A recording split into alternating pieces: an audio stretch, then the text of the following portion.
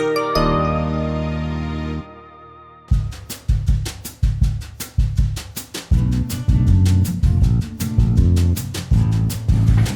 front of you, you have a couple of things. Number one, I gave you a data sheet. Number two, you have a graphic organizer of the joints that has the pictures. And number three, you have a... For today's lesson, we are looking at articulations between bones, or we know those as joints. And so the students are examining how the joint moves and then looking at the structure. Everything in that bucket is there for a reason, okay? So you probably have some bone models. It's a rotating lab, so there are stations that are set up for the students, and they will rotate through the 9 stations, examining a different type of joint at each one. Look at your highlighted, laminated page. Do you see it? It's probably highlighted in green. The highlighted stuff is what I want you to read. You may have some pictures. They're going to show you how a joint is put together. And then you have some bones. Now our learning target for today is, after examining the form of a joint, I can predict its function. What is form? Form is like the shape. The shape. And what is the function? How it works. Okay, so we're going to look at the shape of a joint, and then we're going to predict how it works. So you have about 10 minutes at your station, and then I will tell you to move. The arrows on the table show you where to go. Okay? Look at your sheet. Look at your highlighted sheet. Big word. Here's what it means. Big word. Okay. It moves a little bit. Okay, now we're looking at this joint right here. This is the pubic symphysis. It's a joint. 2 bones together, right? What is this in the middle?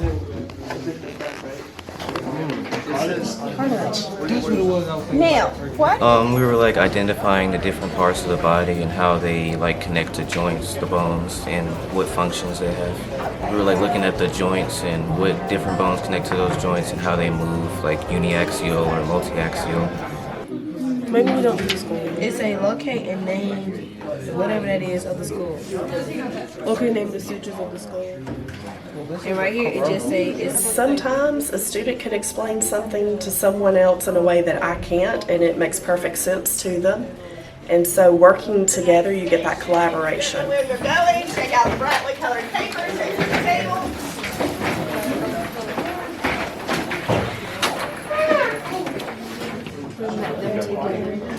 Okay. So does it go this way? That is your left femur and your left pelvis. So turn it just a little bit. Yes. Okay. How does that joint move? What does that mean? Multi-axial. All around. Okay, so you can raise your leg up this way, or you could raise it back or to the side or around in circles, right? What is it about the shape of that joint that lets that happen? The ball and the socket. Right, and so it's rotating. Yes. Good. What kind of joint are you looking at? Spine. It looks like a spine. Spine. Okay, not where is it? What is it? What's your sheet? Look at my sheet. Pivot joint. A pivot joint, okay. In sports, what's a pivot? You know, You what? like you twist or something. Twist. Okay, so you plant your foot and you change direction, yeah? Okay. Put this joint together. Two vertebrae. This one has a little sticky hip thing. How does this joint move? What movement can you do right here? Now this is right here at the very base of your skull. Okay, or you can twist. You can do this? Yeah. Is it moving? No, Can you do that movement? no. No. What can you do? Side to side. Yeah, you just It pivots, okay? What does that... pivot joint. It's a pivot joint. It pivots, so you're able to do that. And so what we're looking at is the base of your skull. Occipital bone, y'all remember? What is this? Do you remember? Something in my hand, yes. This is called the atlas. It was Atlas in mythology. Held up the world, right? This is Atlas, holding up your skull. So when I put this right here, The hands-on activity is way better than just reading a book. Because you get to see it instead of just somebody talking to you about it, you get to see what's going on. head. Kind of like if you look at a rocking chair. What do you call those pieces on the bottom? I know they have a name. I know they had names. But the chair rocks because of the shape of those pieces, right? It's the scapula and the humerus. That's the other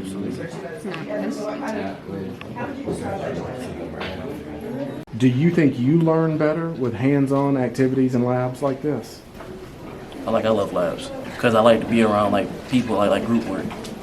Whenever we're just sitting in the classroom in other classes just doing worksheets, it doesn't feel like the teacher cares as much about what we're learning as to when we're doing hands-on things. It feels more like she wants us to learn the things, and I feel more motivated to learn the things. Real quick, stop with questions. Put that sheet down. Pick up the bones. Make the joint.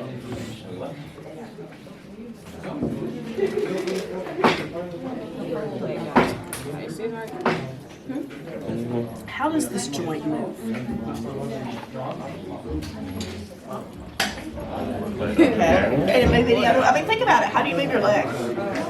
Back and forth. Side to side and Around. around. Describe a saddle joint to me. What does it look like? It's literally a little saddle, in the middle there's a little hole, and then this bone fits perfectly in there Right. to move. I try to say that my kids, for every lesson you're going to see it, hear it, do it. It's huge for engagement. You know, when I take those kids over there and that lab is set up, I don't worry about kids going to sleep or doing something else because they are so dialed into what we're doing. And it's a great way for them to actually see the concept because they're putting those bones together, they are forming the joint, and then they can see how it moves. Match the dots, so put the dots together. They don't fit over the thing. Well, they don't go there. Or they don't? Like that. I don't need to turn it on.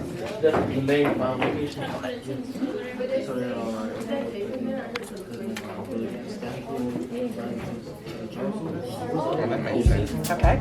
So this is just to stop it from going. It's an attachment point. Choose one joint you looked at today and explain to me how the form of that joint allows it to function the way it does. Okay, so tell me the function, tell me the form, explain it. What did you say on your exit slip? I said the left hip allows the femur to move up and down by connecting it where it goes at. I had said the carpal joint makes your wrist move, and I said the joints is able to make your wrist slide from left to right. The joint that I learned about was the ball and socket joint, and the joint is shaped like the pocket, and then it goes inside, and it helps with all around movement like that. I did the gliding joint, and I said it's kind of flat where they connect so they can slide over each other. Where is the gliding joint? There's a bunch of them on your carpal wrist. On your carpals.